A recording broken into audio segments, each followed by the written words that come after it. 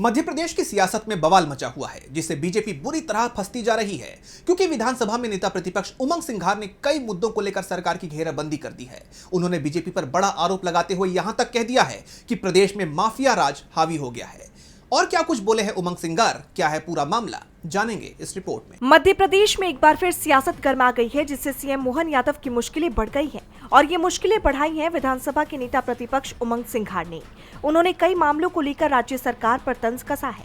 उमंग सिंघार ने एक्स पर पोस्ट किया कि मैं लगातार और बार बार ये कहता आया हूँ कि मध्य प्रदेश में सरकार कम, माफिया राज ज्यादा नजर आता है। जहां भी भ्रष्टाचार, जानलेना या संगठित अपराध सामने आते हैं, वहां किसी न किसी स्तर पर सत्ता से जुड़े लोगों की भूमिका पर सवाल खड़े होते हैं। सत्ता के संरक्षण में अवैध गतिविधियों का लगातार बढ़ना बेहद चिंताजनक है।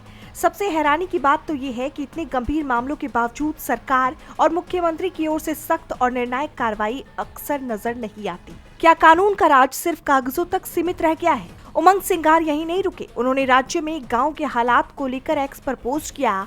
मध्य प्रदेश में हालात ये हैं कि एक भी गांव ऐसा नहीं जहां राजस्व, वन भूमि विवाद न हो। खुद सरकार के बड़े अधिकारी की ये स्वीकारोक्ति है। हजारों गांव में विवाद है, ये बात खुद अधिकारी स्वीकार रहे हैं और सरकार सिर्फ बैठकों में व्यस्त है।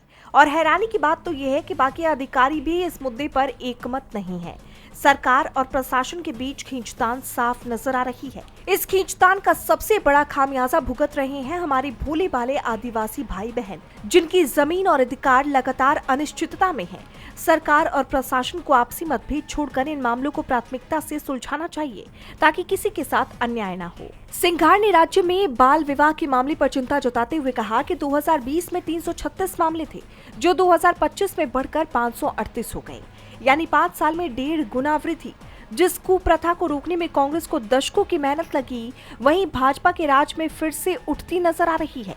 सरकार के दावे और अभियान अपनी जगह है, लेकिन जमीनी हकीकत बेहद गंभीर है।